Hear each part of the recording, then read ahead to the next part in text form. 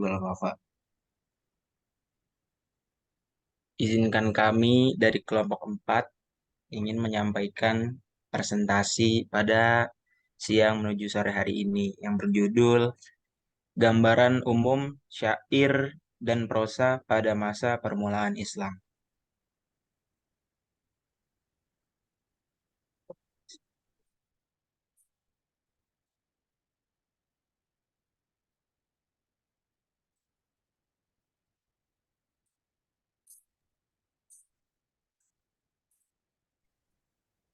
Sebelum memulai presentasi, izinkan saya selaku moderator memperkenalkan kelompok kami. Yang pertama yaitu saya sendiri, Ismail Al-Faruqi, selaku moderator.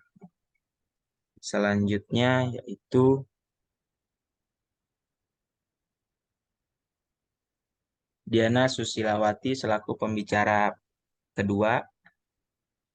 Selanjutnya Nadia Umul Khairat selaku pembicara ke-1. Melati Afifasari selaku pembicara ketiga. Dihya Khalifah Ahmad selaku pembicara keempat. Dan yang terakhir Alia Zahra selaku pembicara kelima.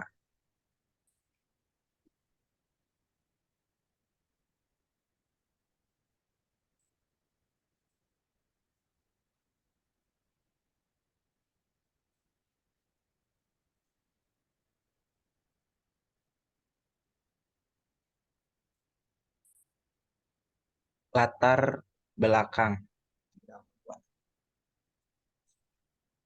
Perkembangan sastra Arab dari masa ke masa tidak bisa lepas dari sejarah kehidupan bangsa Arab, yang mana dulu sastra timbul karena kerinduan orang Arab akan kedamaian dalam hiruk-pikuk kisruhnya peperangan. Islam telah menggoreskan sejarah perubahan yang menyeluruh pada sistem kehidupan manusia, baik dari segi spiritual, sosial, politik, maupun sastra dan budaya. Perubahan tersebut tidak hanya terbatas bagi bangsa Arab saja, namun mencakup seluruh bangsa yang tersentuh oleh dakwah Islam, sehingga bangsa tersebut tersinari oleh cahaya dan keutamaan iman.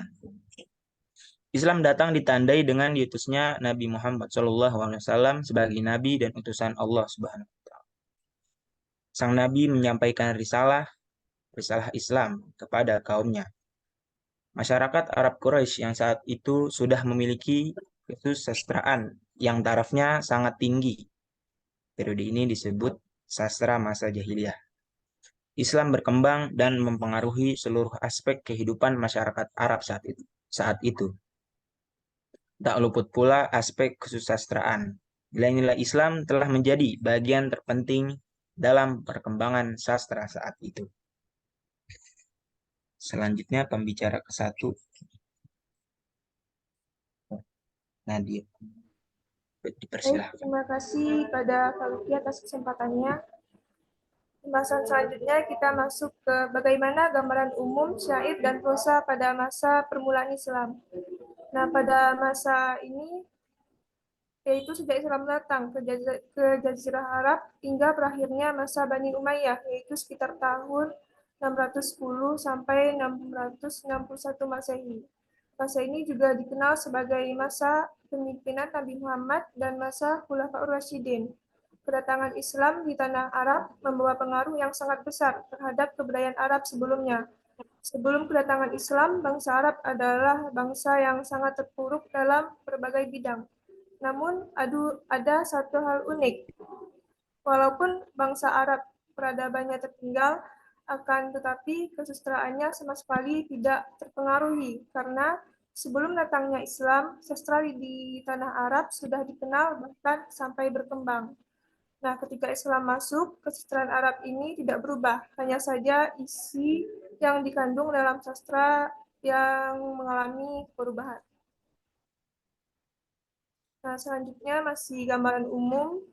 Kelahiran Islam di tanah Arab membawa pengaruh besar terhadap corak kesusastraan Arab. Di antaranya sebagai berikut.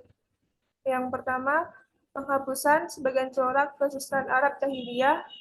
Nah, untuk kesusastraan Arab jahiliyah pada zaman itu pada umumnya kesusastraan Arab mendeskripsikan sesuai dengan keadaan pada masa jahiliyah. Contohnya, Sastra yang mendeskripsikan tentang hewan sebagai kendaraan tunggangan, kehidupan mewah para bangsawan, dan juga tentang alam sekitar, dan juga keberanian seseorang atau sekelompok kabilah, dan juga banyak tema-tema lain. Nah, terus yang kedua, untuk menciptakan suatu corak baru yang sesuai dengan Islam. Dan yang terakhir, mengembangkan sebagian corak lama yang sesuai dengan Islam. Sekian dari saya, akan dilanjutkan oleh rekan saya. Baik, terima kasih atas kesempatannya. Selanjutnya, masih di dalam gambaran umum, sedangkan corak lama yang dikembangkan oleh Islam adalah bidang puisi dan khutbah, karena kedua macam corak ini sangat besar jasanya dalam membantu meluaskan penyiaran dakwah Islam kepada seluruh bangsa Arab. Karena bangsa Arab sangat gemar dalam bidang ini. Selain itu juga ada beberapa faktor yang mempengaruhi Islam terhadap bangsa Arab. Di antaranya yang pertama itu berkembangnya pemakaian bahasa Arab di kalangan umat Islam.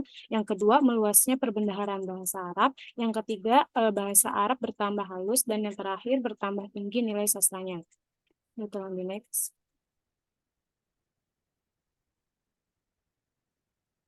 Ya, selanjutnya yaitu pengaruh turunnya Al-Quran terhadap perkembangan bahasa Arab dan sastranya. Nah, bahasa Arab yang digunakan dalam Al-Quran itu disebut bahasa Arab klasik. Nah, hingga kini bahasa Arab klasik itu masih sangat dikagumi dan dihormati. Al-Quran merupakan firman Allah Subhanahu wa taala yang sangat luar biasa, terdiri dari 114 surat dan 6.666 ayat. Al-Quran berisi tentang perintah, larangan, kisah, dan cerita. Perumpamaan itu begitu memberi pengaruh yang besar bagi perkembangan sastra Arab. Dan datangnya Islam juga turut mewarnai keberadaan khazanah kesastra Arab yang muncul pada saat itu. Al-Quran dan hadis Rasul memiliki peranan penting yang juga turut mewarnai keberadaan sastra yang berkembang pada saat itu.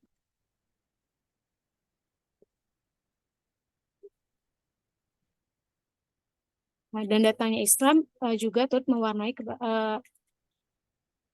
dan ada beberapa pengaruh Al-Quran terhadap sastra. Yang pertama yaitu sebagai pendorong pada masa materi sastra Arab dan nasnya, baik puisi atau prosa. Yang kedua, para sastrawan banyak menukli pola-pola baru dalam pemikiran, gambaran, serta ungkapan dengan apa yang disalin dari ayat-ayat Al-Quran. Yang ketiga, menjadi sebab dalam perkembangan ilmu-ilmu balaghah seperti bayan, badi, dan ma'ani. Dan yang terakhir, memotivasi para peneliti sejarah klasik, baik yang berkenaan dengan cerita-cerita umat terdahulu ataupun cerita-cerita Nabi. Baik, kemudian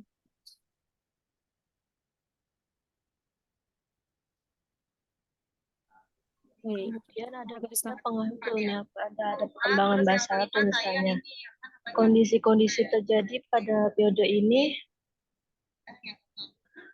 secara tidak langsung juga mempengaruhi kehidupan atau kondisi sastra. Pengaruh ini meliputi pertumbuhan puisi dan prosa. Sehingga dengan munculnya beberapa golongan dalam Islam seperti Syiah, Khawarij, pengikut Abdullah bin Zubair dan lain-lain, hal yang demikian itu menyebabkan puisi pada masa itu justru menjadi penyambung lidah sesuai dengan tujuan dari tiap-tiap golongan tersebut.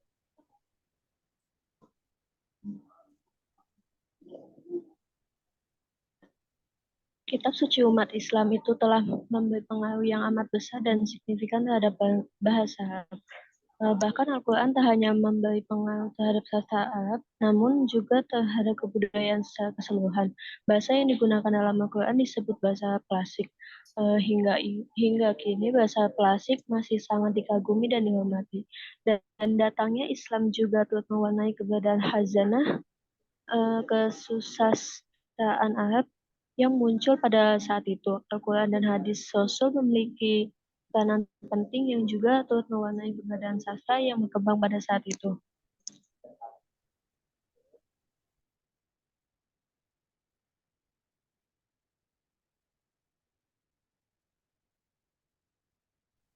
Oke, baik. Untuk selanjutnya, izinkan saya untuk membaca itu beberapa pengaruh Al-Quran terhadap sastra. Ya, seperti yang terlihat di layar, yaitu ada beberapa pengaruh Al-Quran terhadap sastra, yaitu sebagai pendorong pada semua materi sastra Arab dan nasnya, baik puisi ataupun prosa. Lalu, para sastrawan banyak memiliki pola-pola baru dalam pemikiran, gambaran, serta ungkapan dengan apa yang disalin dari ayat-ayat Al-Quran. Hal yang selanjutnya menjadi sebab dalam perkembangan ilmu-ilmu balaghah, bayan, badi, ataupun ma'ani. Lalu yang terakhir, motivasi para peneliti sejarah klasik, baik yang berkenaan dengan cerita-cerita umat terdahulu ataupun cerita-cerita nabi. Boleh di next? Oke, untuk yang selanjutnya itu faktor-faktor perkembangan sastra pada masa sadar Islam. Nah, jadi kondisi-kondisi yang terjadi pada periode ini secara tidak langsung juga mempengaruhi kehidupan atau kondisi sastra nih. Pengaruh ini meliputi pertumbuhan puisi dan prosa. Jadi dengan munculnya beberapa golongan dalam Islam seperti Syiah, Khawarij, pengikut Abdullah ibn Zubair dan lain-lain. Hal yang demikian itu menyebabkan puisi pada masa itu justru menjadi penyambung lidah sesuai dengan tujuan dari tiap-tiap golongan tersebut. Nah, ini ada di antara faktor-faktor perkembangan sastra itu, yaitu yang pertama ada pengaruh Al-Quran terhadap bahasa Arab. Nah, yaitu yang pertama menjaga bahasa Arab dari kemusnahan dan menjamin keabadian bahasa Arab. Dan selanjutnya mempersatukan lahjah Arab dalam lahjah Quraisy. Dan selanjutnya memperluas aturan-aturan Al-Quran dengan menggunakannya sebagai lafaz-lafaz Islam seperti mukmin, kafir, munafik, puasa, zakat, dan sebagainya. Lalu yang selanjutnya mensucikan lafaz-lafaz dan susunan Al-Quran. Dan selanjutnya Al-Quran sebagai sebab dalam penyebaran bahasa Arab di negara-negara yang ditaklukkan oleh kaum muslimin. Lalu yang selanjutnya yaitu Al-Quran sebagai sebab dalam pengembangan ilmu-ilmu bahasa seperti nahwu, sharaf, dan ilmu-ilmu syariat seperti tafsir, fikih, dan tauhid. Boleh di next. Nah, lalu ada juga nih faktor perkembangan yang terjadi pada masa sadar Islam. Itu yang ini pengaruh hadis terhadap bahasa Arab. Kalau yang sebelumnya itu pengaruh Al-Quran, yang sekarang itu pengaruh hadis. Ada beberapa pengaruh hadis, yaitu yang pertama, para ahli tafsir bersandar pada hadis-hadis Rasul dalam menafsirkan kalamullah dan dalam mengambil hukum syariah. Lalu yang kedua, menemukan bahasa baik dari segi pemikiran ataupun lafaz-lafaz yang baru. Yang terakhir yaitu terpengaruhnya susunan dan gambaran para ahli pidato dan penulis serta penyair dengan apa yang mereka salin dari hadis Nabi. Oke, mungkin boleh next. Oke, untuk materi yang selanjutnya akan dibacakan oleh rekan Ana, yaitu Aliyah Zahra. Kepadanya dipersilahkan. Terima kasih kepada moderator dan kepada rekan Amin juga. Selanjutnya para penyair serta prosais pada masa permulaan Islam. Nah, prosa pada masa permulaan Islam, nomor satu khutbah, nomor dua kitabah. Kitabah itu tulisan yang dipergunakan oleh bangsa Arab. Pada permulaan Islam adalah tulisan Al-Ambari dan Al-Ahiri yang selanjutnya diganti dengan nama Al-Hijazi. Al-Hijazi ini merupakan tulisan Arab asli. Tulisan ini dipakai oleh sebagian kecil orang Arab dan kurang lebih 10 orang Quraisy serta beberapa orang penduduk Madinah dan sekitarnya. Kemudian yang ketiga itu matsal atau peribahasa, yaitu warisan berupa peribahasa dan perumpamaan dari bangsa Arab semenanjung dan pada zaman sebelum Islam terus dipakai oleh kaum muslimin karena kefasihan dan wawasan sastrawinya serta kekayaan kosakatanya yang bersama-sama dengan puisi pra-Islam membantu para pemeluk Islam baru untuk memahami kosakata dan sintaksis Al-Quran dan hadis. Next. Nah, jadi kesimpulannya ialah dalam hal ini, jika kita membicarakan sastra awal Islam, memang tidak dapat dipisahkan dari kontribusi Al-Quran sebagai karya sastra agung yang diturunkan di tengah-tengah bangsa Arab sebagai bangsa yang maju dalam bidang sastra. Sebagaimana kita ketahui bersama yang maju dalam bidang sastra, sebagaimana kita ketahui bersama bahwa Al-Quran adalah kitab Allah yang diturunkan kepada Rasulnya Muhammad SAW yang isinya syarat penuh dengan mukjizat. Dan turunnya Al-Quran dalam sejarah menimbulkan akibat yang luas. Salah satunya ialah melahirkan sastrawan-sastrawan yang handal dalam dan Islam, baik pada masa kejayaan Islam dan sesudahnya. Boleh di next. Selanjutnya akan kepada moderator, saya persilakan. Terima kasih kepada teman-teman pembicara. Selanjutnya, kita persilakan kepada seluruh audiens, teman-teman semuanya. Barangkali ada pertanyaan, boleh disampaikan. Silahkan. Tidak, kelompok 2 dulu presentasi sekalian. Oh, langsung saat ya. Baik, Tat. Ya, Syukur. presentasi dulu, nanti gabung. Baik, Tat. Silahkan. Terima kasih, kelompok Ismail dan teman-teman.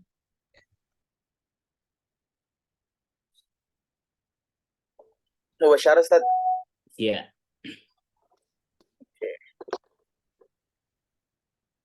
Ayo teman-teman yang bisa share screen-nya.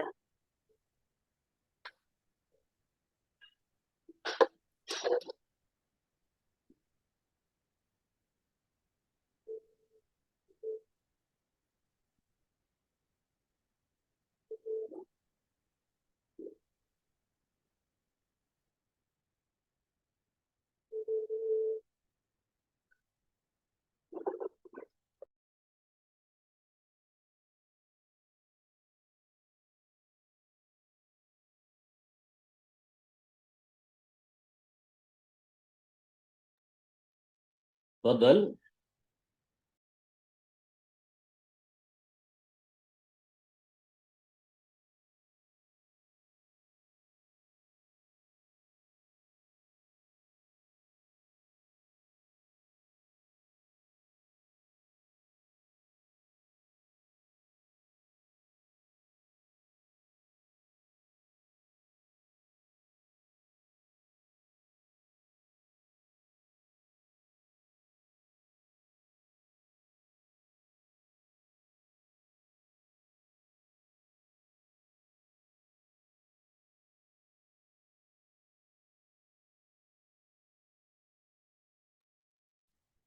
Ya, silahkan. Gimana?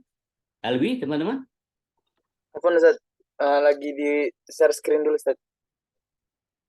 PowerPoint-nya.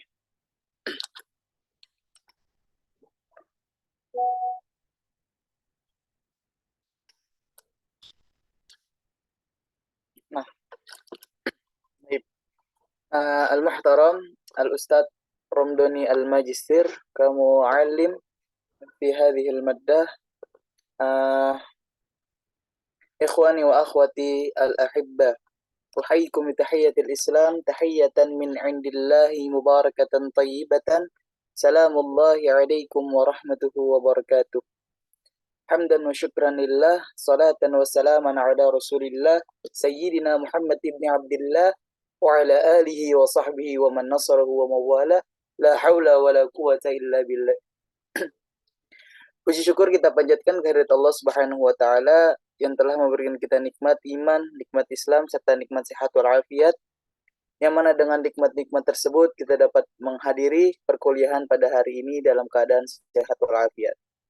Salat beserta salam tak lupa kita haturkan, kita curahkan dan kita sampaikan kepada junjungan kita manusia yang paling mulia, yaitu baginda besar Nabi Muhammad SAW. Baik, kami dari kelompok 5 ingin mempresentasikan tentang karakteristik syair dan prosa pada masa permulaan Islam dan perbandingan dengan masa klasik. Boleh di next. Nah, dari kelompok 5 ya, beranggotakan Ana Albi-Hazimi, ada Anida Zahra, Hafsus Sarah, ada Hamam Usama Al-Maududi, ada Muhammad Arya, ada Sofia Salsabila, dan Sofi Andini. Ada beberapa poin yang ingin kita bahas atau pembahasan pada sore hari ini. Itu yang pertama ada karakteristik syair pada awal Islam, yang isinya itu tentang karakteristik syair pada masa awal Islam. Yang kedua itu karakteristik prosa permulaan Islam. Yang ketiga itu ada perbedaan syair permulaan Islam dengan masa klasik. Yang selanjutnya ada perbedaan prosa permulaan Islam dengan masa klasik.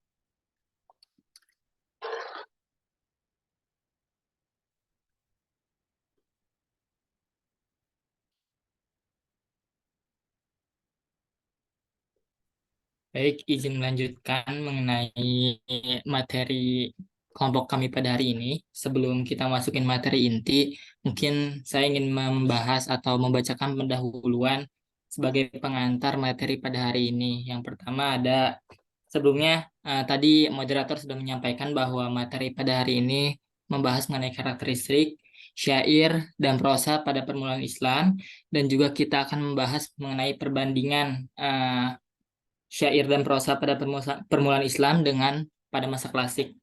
Nah, di sini tertera bahwa syair adalah salah satu bentuk puisi yang sangat dihargai, seringkali digunakan untuk memuji pahlawan atau menggambarkan peperangan. Namun dengan munculnya Islam, orientasi sastra Arab berubah secara signifikan. Dan juga prosa mulai menjadi sarana penting untuk menyampaikan ajaran agama dan hukum Islam yang ditetapkan dalam Al-Quran dan hadis. Nah, sebelum kita masuk ke slide selanjutnya, di sini izin mereview mengenai syair dan juga prosa yang telah kelompok sebelumnya sampaikan, bahwa syair dan prosa ini merupakan salah satu karya sastra di Arab yang dimana sebagai sumber ekspresi dan juga komunikasi kepada halayak umum atau seseorang dengan gaya bahasa yang sangat indah gitu. Nah, tentu dari masa klasik ke permulaan Islam ini ada karakteristik atau ciri-ciri yang membedakan di antara keduanya, dan juga kita akan mengetahui hal itu yang akan dibahas oleh rekan-rekan saya selanjutnya. Mungkin bahas next slide. Nah, selanjutnya ada karakteristik syair pada awal Islam. Nah, sebelum dibahas mengenai materi inti, ini ada gambaran yang mengenai karakteristik syair pada permulaan Islam. Yang pertama ada karakteristik syair pada awal Islam. Yang kedua, makna dan gaya bahasa syair pada awal Islam. Yang ketiga ada contoh syair pada awal Islam. Nah, yang ketiga poin ini insya Allah akan dibahas oleh rekan saya. Mungkin kepadanya saya persilahkan. Oke, syukron Akhi Arya atas pembahasan awalnya. Selanjutnya karakteristik syair pada awal Islam yang akan dibahas oleh Akhi Hamam Usama Al-Maududi. Kepadanya dipersilakan. Ya, sebenarnya terima kasih juga sebelumnya kita membahas mengenai pokok pertama dari perkara kali ini, yaitu tentang karakteristik syair pada awal Islam. Dimana kita tahu Islam mempunyai sifat mengarahkan dan hati-hati terhadap syair maupun puisi. Dimana karena musuh-musuh Rasulullah SAW itu dari Quraisy selalu menentang dakwah Islam dengan menggunakan syair sebagai alat yang paling kuat dalam kisah itu. Mereka mengucapkan syair untuk menyerang, bahkan tujuan dalam penyair. Jika Rasulullah SAW bersikap keras terhadap penyair, bukan berarti beliau tidak mengakui kelebihannya, tapi karena tidak senang pada orang yang menyalahgunakan syair itu untuk menentang dakwah Islam. Rasulullah sangat menolak mereka secara keras, dan hadis menyatakan Anda yang taliju fa ahadukum ayhan khairun lahum min ayyam taliya sya'ran. Karena yang memelihara rongga mulut adalah seorang di antara kalian lebih baik daripada dipenuhi oleh syair. Lalu karakteristik yang dibahas oleh saya itu dari segi tujuannya terdapat 6 karakteristik. Yang pertama, menyiarkan akidah hukum Islam, pesan-pesan dengan mendorong untuk mengikutinya, terutama pada masa Rasulullah SAW dan Al-Khulafaur Rasyidin. Kedua, memberi semangat berjihad untuk memperoleh mati syahid. Lalu yang ketiga, untuk mengecam kaum musyrikin yang memenuhi Islam, yang musuh Islam. Lalu keempat, mengabarkan pertempuran dan blokade kota-kota serta penaklukannya. Lalu yang kelima, syair mada atau pujian yang kita ketahui pada Rasulullah SAW, pada para khalifah, penguasa, dan pemimpin-pemimpin partai. Lalu yang ke-6 adalah digunakan pula untuk cinta dan cukup, tapi berbeda dengan apa yang dilakukan pada masa jeda. Ini kebanyakan di lingkungan masyarakat Badui. Mungkin dari Ane sekian, Ane sampaikan kepada. Oke, syukran Akhi Amam, mungkin boleh di next. Boleh di next lagi. Nah, pembahasan selanjutnya akan dibahas oleh Ukhti Sarah. Dipersilakan. Baik, terima kasih atas waktunya. Selanjutnya yaitu makna syair. Pada masa kemunculan Islam, puisi ini sering digunakan untuk melayani akidah Islamiyah, dan ia berbeda dengan puisi jahiliyah yang tidak memiliki batas-batas jahiliyah. Sedangkan puisi pada masa Islam ini memiliki makna yang akan melayani Islam dan memperluas cakupannya. Para penyair masa Islam telah menghindari makna jahiliyah, sebagaimana mereka mengambil sebagian maknanya dari Al-Quran dan hadis. Contohnya yaitu An-Nabighah yang telah mengambil makna ayat Al-Quran untuk menjadi sebuah puisi, yaitu yang diambil dari Quran Surat Al-Imran ayat 2 yang berbunyi Bismillahirrahmanirrahim, tulijul laila fin nahari wa tulijun nahara fil lail.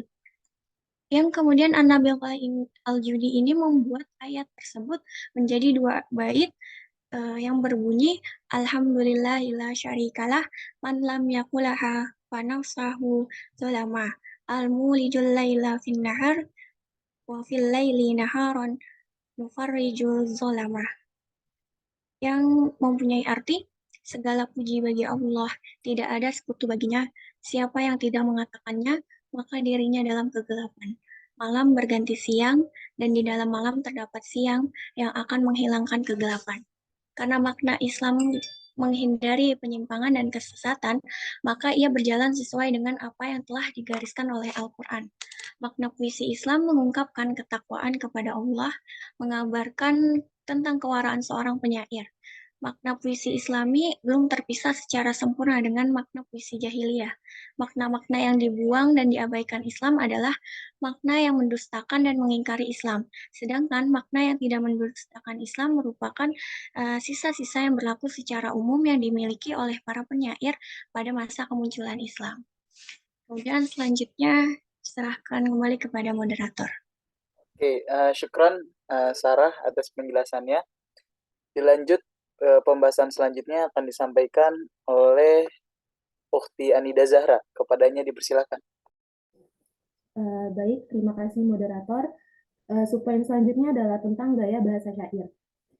Gaya bahasa puisi Islami berbeda dengan gaya bahasa puisi jahili. Gaya bahasa puisi Islami dipengaruhi oleh gaya bahasa Al-Quran dan hadis. Gaya bahasa puisi Islami dipengaruhi oleh perasaan emosi hati seorang muslim yang lembut dan halus.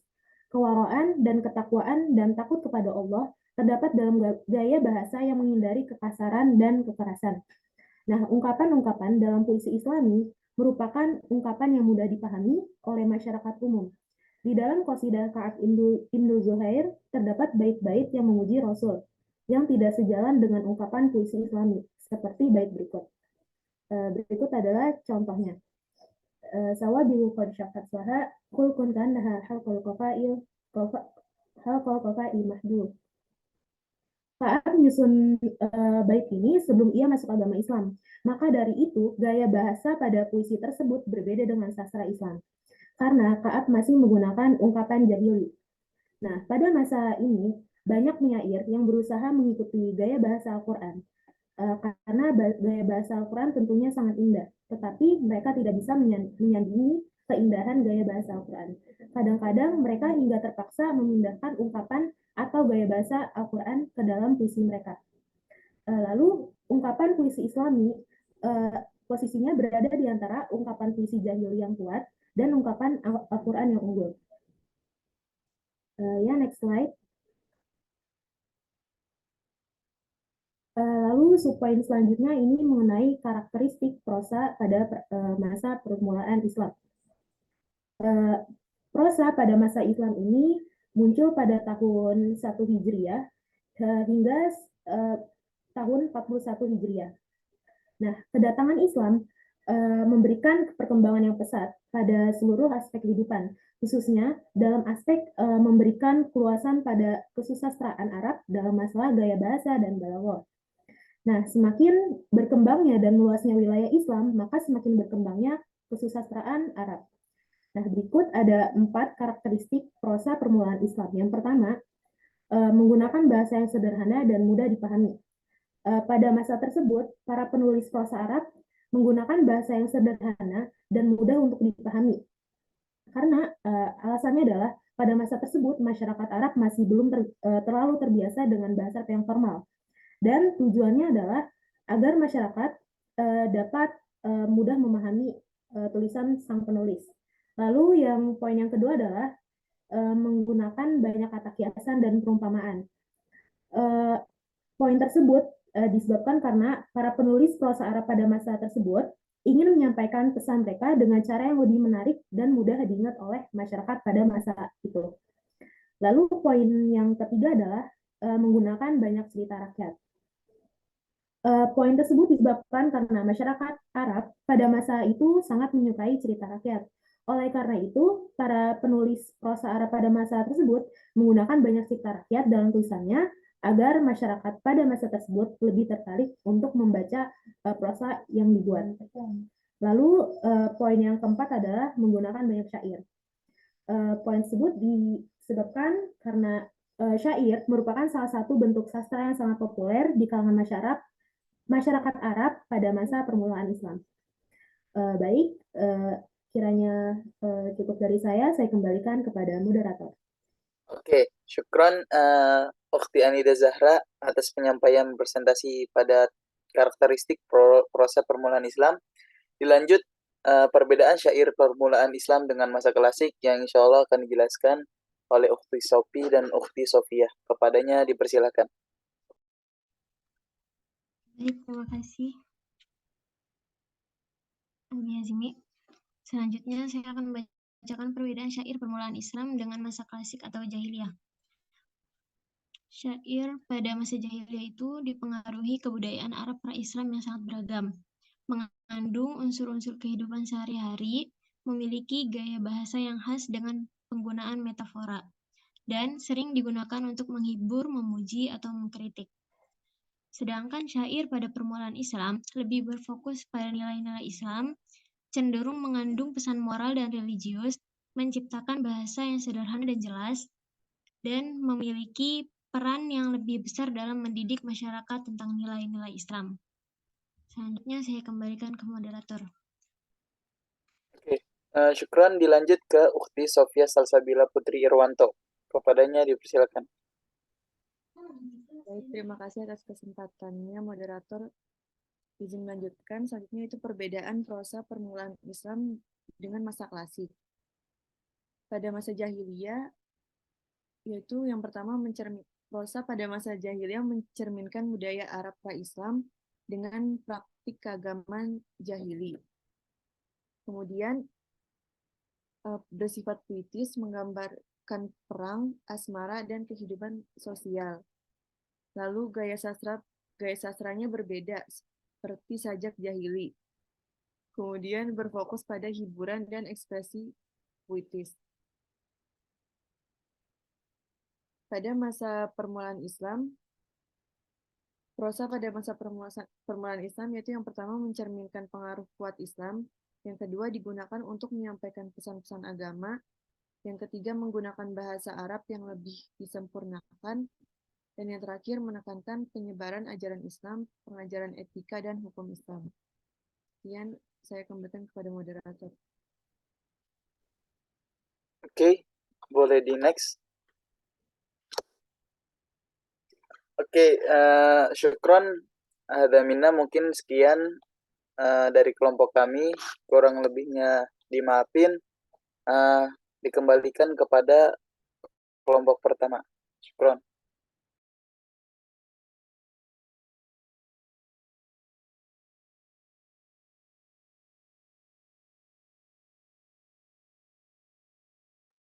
Sat, Afwan langsung sesi tanya jawab, Sat.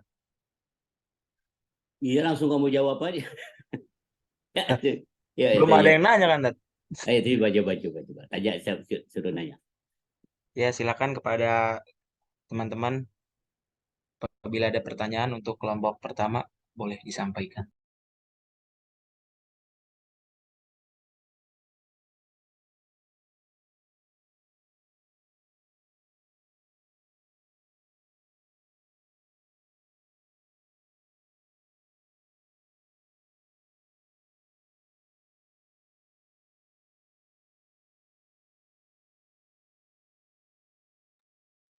Jangan pada tidur nih, saya tambahkan aja deh, ya. Halo, suara saya kedengeran? Kedengeran, Ustaz. Iya. Kedengeran, Sat. Ya, Sodar Islam. Sodar Islam itu artinya awal Islam. Sodar artinya dada. Artinya di depan, awal ya.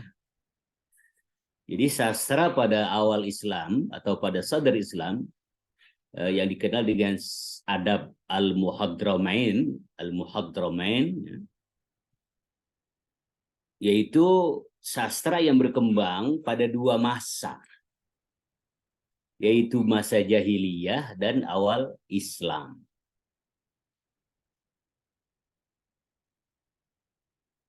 Jadi sastra ini memiliki karakteristik sejarah dan nilai yang sangat besar. Karena jenis sastra ini hidup pada jahiliyah ya, serta menggambarkannya dengan detail. Lalu berpindah kepada jahiliyah pada kehidupan Islam. Pengaruh yang paling luar biasa pada awal Islam adalah dengan adanya Al-Quran ya, dan hadis ya, yang memiliki makna yang sangat penting pada periode tersebut. Maka bahasa Arab saat itu berkembang ya secara otomatis karena pengaruh Al-Quran dan Al-Hadis. Tadi disebutkan tuh ya pengaruhnya ya, Al-Quran menjaga bahasa Arab dari kemusnahan ya, menjamin keabadian bahasa Arab sampai nanti ya, nggak bakal hilang.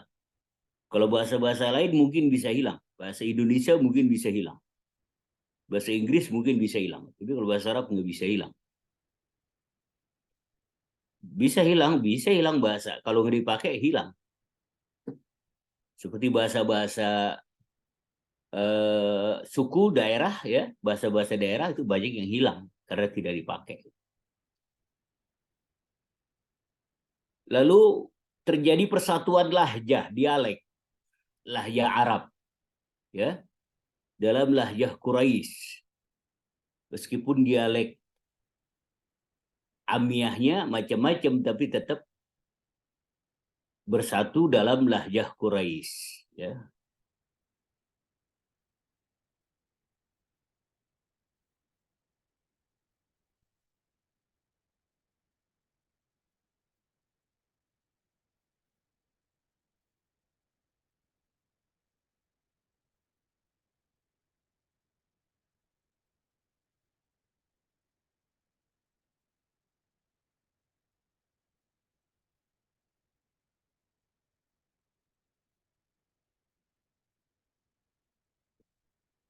Puisi pada Sodar Islam ya, Sodar Islam dilihat dari segi maksud dan seninya ya, dilihat dari arti dan intisarinya,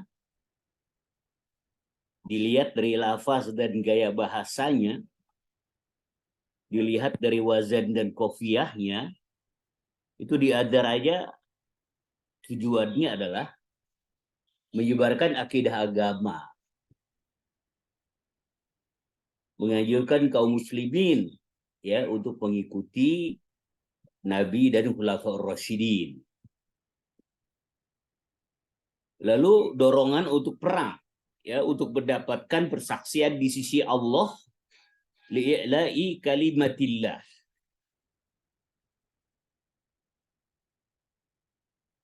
Juga tujuannya untuk membela agama Islam, atau disebut dengan al-hijab, ya, menyerang orang-orang Arab musyrik di mana caci maki tersebut tidak melanggar batas keperwiraan dan telah mendapatkan izin Nabi, gitu ya. Seperti puisi-puisi yang disebutkan oleh Hasan bin Thabit, ya, ketika dia menyerang orang-orang Quraisy dan orang-orang Bani Manaf, gitu ya.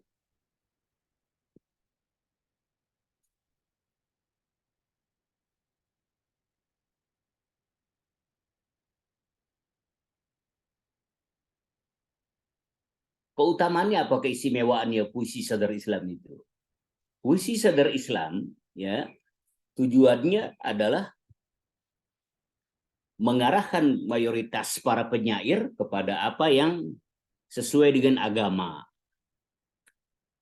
Mengarahkan untuk dakwah, amal soleh, anjuran berjihad, ya, bersedih terhadap wafatnya para syuhada, gitu ya.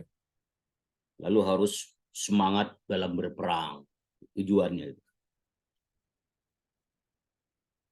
Nah, pada Sadar Islam, mayoritas para penyair itu meninggalkan tujuan-tujuan puisi yang berkaitan dengan roh Islam. Ya, seperti membangga-banggakan pada yang batil-batil, mengejek orang, minum-minum khamar dipuisiin, gitu ya. Puisi-puisi cinta yang vulgar. Nah, pada saat itu mulai ditinggalkan oleh umat pada saat itu, pada Sadar Islam.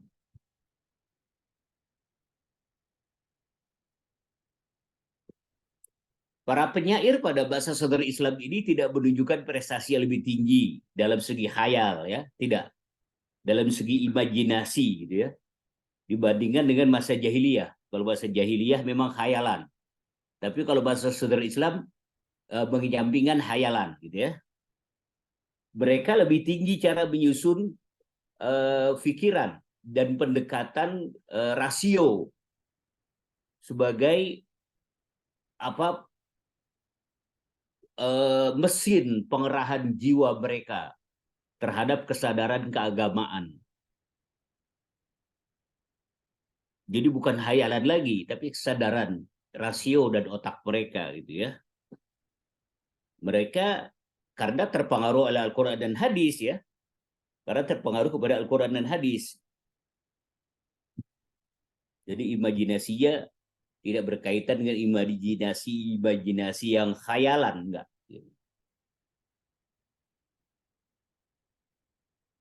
Begitu juga lafaznya, gaya bahasanya. Ya, lafaz dan gaya bahasa tidak mencapai martabat seperti bahasa jahiliyah memang, gitu ya. Karena mereka sibuk mempelajari Al-Quran dan Al-Hadis, gitu.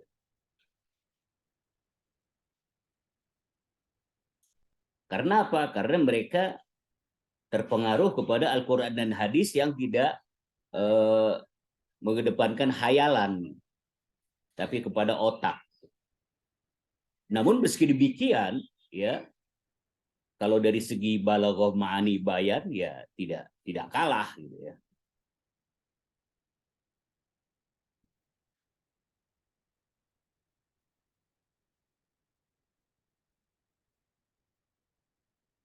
Siapa-siapa saja para penyair pada masa Sadar Islam ini, ya. Pada masa Sadar Islam muncul beberapa penyair, ya. Mereka di antaranya ada yang hidup dua masa, ya, yaitu masa jahiliyah dan masa Islam. Nabi Muhammad telah memilih mereka untuk membela Islam dengan puisinya. Mereka yang hidup di dua masa, ya, jahiliyah dan Islam, itu dipilih oleh Nabi untuk membela agama Islam. Di antaranya adalah Ka'ab ibn Malik, Hasan bin Sabit, ya, Abdullah bin Ruwahah. Mereka dipilih oleh Nabi untuk melawan ejekan dari penyair-penyair Quraisy yang mereka menentang Nabi pada saat itu.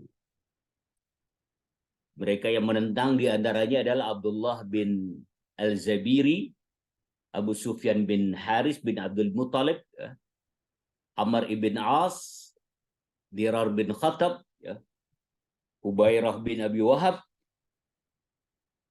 Nah, mereka ini, ya, orang-orang Bani kafir ini, wah, parah dalam mencela kaum muslimin. Nah, karena itulah Nabi itu memilih sahabat-sahabat yang hidup di dua zaman itu untuk melawan mereka. Yaitu Ka'ab ibn Malik al-Ansari, Abdullah ibn Ruwahah, Hasan bin Sabit. Lalu ada lagi si Al-Hutai'ah.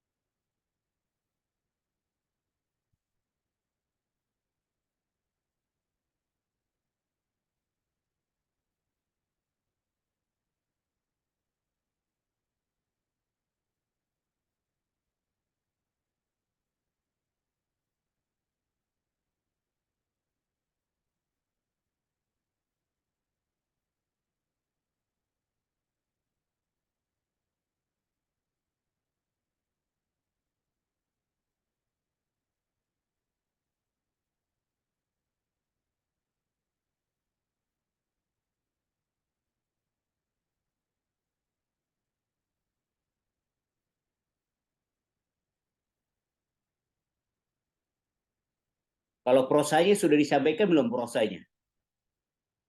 Kita lagi ngomong puisi deh. Syair, prosa sudah belum tadi? Kelompok 2 ngomong prosa bukan?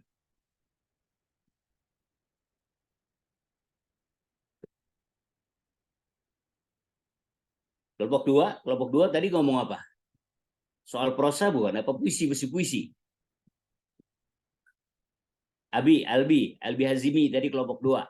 Ustaz, Puisi apa prosa? prosa juga Ustaz, tapi yang lebih ke karakteristik sama perbedaan antara masa klasik sama masa permulaan awal Islam Ustaz. Iya. Oh, udah dibicarakan sedikit prosa ya? Iya. Iya. Periode awal Islam itu adalah kelanjutannya periode pra-Islam. Jadi ada orang-orang Arab dulunya juga telah mengenal tulisan sedikit ya, karena transaksi bisnis gitu ya, pencatatan gitu. Namun sebagian ada juga warisan-warisan yang secara lisan dan harus dihafalkan.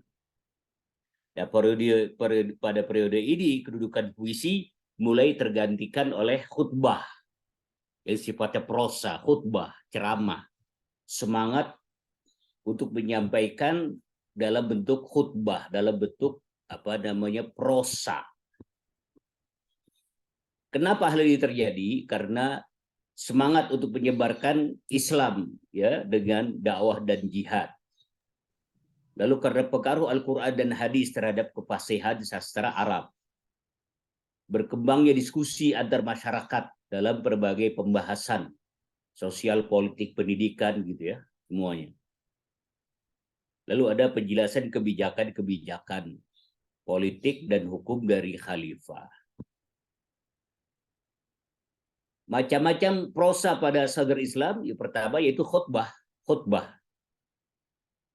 Para ahli pidato ya khutbah gitu, menyampaikan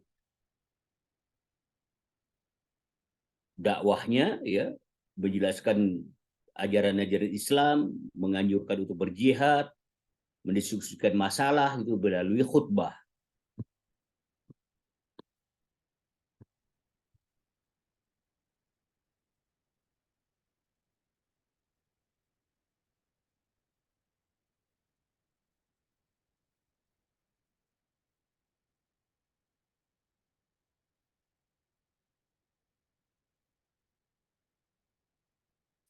Dan paling terkenal yang mereka mempunyai kemampuan prosa khutbah pada saat itu adalah Abu Bakar As-Siddiq,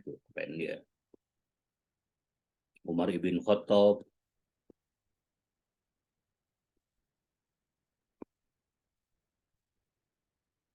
pokoknya khalifah yang 4 itu ya, Utsman bin Affan, Ali bin Abi Thalib itu mereka yang luar biasa ya dalam menyampaikan dakwah dengan prosa.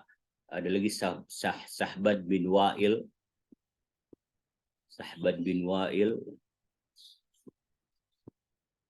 prosa. Setelah prosa, khutbah, ada juga kitabah, nulis. Tulisan dipergunakan oleh orang Arab pada permulaan Islam itu adalah tulisan Al-Ambari dan Al-Hiri. Tulisan Ambari dan Al-Hiri ini pada selanjutnya diganti dengan sebutan tulisan Al-Hijazi.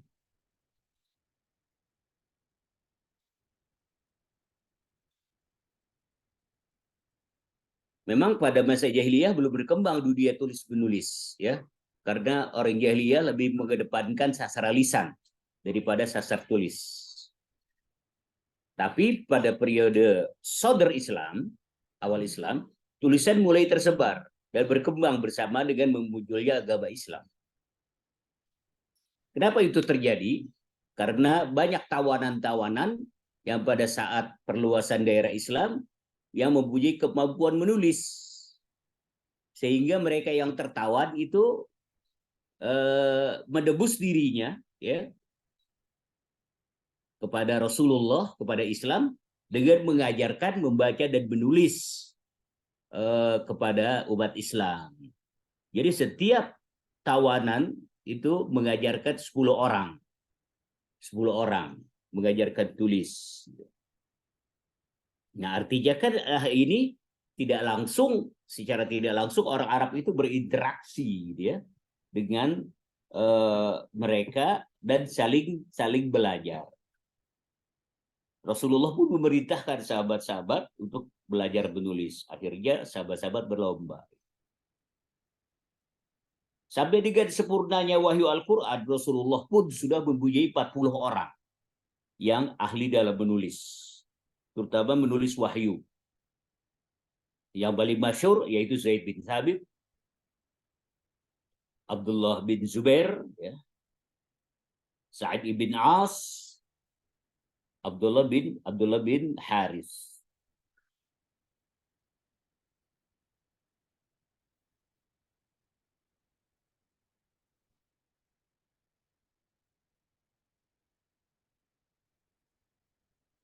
Yang ketiga, pada masa Sodr Islam itu selain ada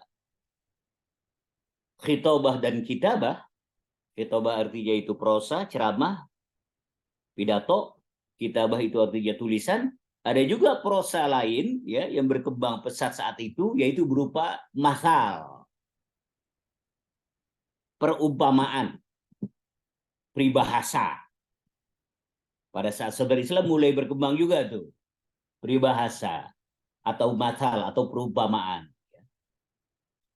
Nah, masal ini, perumpamaan ini, peribahasa ini berkembang seiring dengan munculnya Al-Quran dan hadis Rasulullah. Karena banyak di dalam Al-Quran dan hadis yang memberikan peribahasa, memberikan masal, perumpamaan. Nah, di mana isi dari masal yang ada di dalam Al-Quran dan Al-Hadis ini adalah tentang akhlak, tingkah laku, ya, kehidupan dan kematian, agama, aturan hidup, hubungan manusia gitu. Sehingga memberikan pelajaran kepada umat pada Sodr Islam itu ya kemampuan untuk membuat masal, peribahasa atau perumpamaan.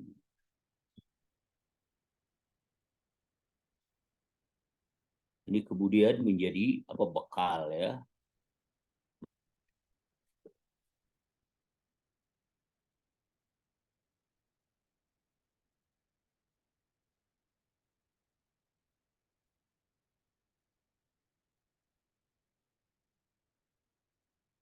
Dan ternyata teman-teman, Al-Quran itu ya memang kan tujuan mukjizat itu kan diberikan oleh Allah untuk melawannya, untuk melemahkan apa yang terjadi pada saat mukjizat itu diturunkan. Seperti Nabi Musa. Nabi Musa mukjizatnya apa? Nabi Musa. Apa mukjizat Nabi Musa? Yang terkenal. Tongkat ya. Tongkat Nabi Musa. Beliau itu diberikan oleh Allah mukjizat tongkat karena pada saat itu sedang berkembang masa orang gandrung kepada sihir. Sihir. Maka bagaimana untuk melawan sihir pada saat itu, menghancurkannya? Allah memberikan kemampuan kepada Nabi Musa mukjizat berupa tongkat yang bisa berubah menjadi ular, bisa mengetok laut menjadi dua, dan lain sebagainya. Jadi untuk melemahkan apa yang terjadi pada saat itu. Di zaman Nabi Isa, zaman sedang rame-ramenya orang pakai semacam jampi-jampi pengobatan. Maka di zaman Nabi Musa, di zaman Nabi Isa, Allah memberikan mukjizat. Nabi Isa bisa mengobati dengan bismillah, menghidupkan orang, menghidupkan burung, dan lain sebagainya. Nah, di zaman Nabi Muhammad Sallallahu Alaihi Wasallam, di mana beliau adalah nabi terakhir, tidak ada lagi nabi setelah beliau, maka mukjizatnya adalah mukjizat yang bisa menentang umatnya pada saat Nabi diutus pada saat itu dan untuk selamanya. Karena tidak ada lagi nabi setelah Rasulullah. Jadi Al-Quran dipergunakan sebagai mukjizat untuk menentang kebiasaan orang-orang Arab pada saat itu Nabi diciptakan dan untuk selamanya. Kalau selamanya bagaimana? Selamanya kan sekarang ini yang makin ke sana yang berkembang adalah bukan sihir ya, bukan kanuragan, bukan. Tapi yang berkembang adalah ilmu pengetahuan. Ilmu pengetahuan. Karena itu Islam ya bisa menjawab, Al-Quran bisa menjawab perkembangan ilmu pengetahuan yang majunya modern seperti sekarang ini ya dengan ayat-ayatnya, dan tidak kalah zaman, tidak ketinggalan zaman, karena kemajuan apapun sudah disentil atau disebutkan oleh Al-Quran, silahkan ya maju semaju-majunya, asal bisultan gitu. Kalau bahasa surat Ar-Rahman ini begitu ya, in istata'tum an tanfudhu min aqtaris samawati wal ardi fanfudhu la tanfuduna illa bisultan. Silahkan maju semaju-majunya, tapi kalian tidak akan bisa maju kecuali dengan sultan. Sultan di sini artinya ilmu pengetahuan. Artinya Islam sudah menyindir, Islam sudah mengingatkan, menyatakan bahwa kalau mau maju harus dengan ilmu. Nah, jadi Islam tidak kalah, tidak ketinggalan zaman. Termasuk kemajuan teknologi canggih yang ada sekarang ini. Secara eksplisit ya di dalam Al-Quran sebetulnya sudah ada. Cuman ya istilahnya namanya Al-Quran itu kitab induk ya, buku besar gitu. Jadi tidak apa namanya, tidak detail. Pancasila juga begitu kan, karena dia dasar negara, jadi tidak detail, cuma 5 saja. Al-Quran juga tidak detail, ya, tapi bisa terjawab semua dari kitab suci Al-Quranul Karim. Pada saat Nabi diutus, Al-Quran bisa menjawab tantangan saat itu, dan pada saat sekarang sampai hari kiamat, Al-Quran juga tetap bisa menjawab tantangan zaman sampai dengan hari kiamat. Karena Al-Quran telah menyatakan dalam bentuk apa namanya Kebajuan-kebajuan bisa terjadi dengan ilmu pengetahuan. La tanfuduna illa bisultan.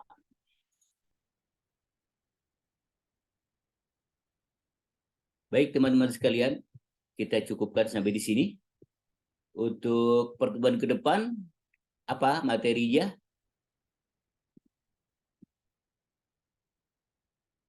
Pertemuan ke depan,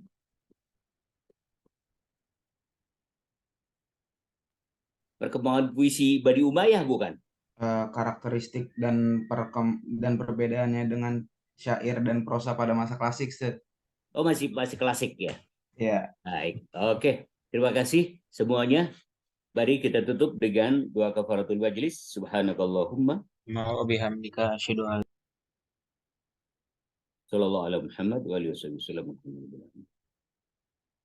PJJ siapa ya PJ-nya? Ismail. PJJ siapa Il? Saya Ustadz. PJ-nya Amel ya, Amel. Iya sama Andrew. Amel, Andrew, tolong di absen 2 kali ya. Baik Ustadz. Oke, yuk. Izin. Assalamualaikum. Waalaikumsalam. Syukran Ustaz.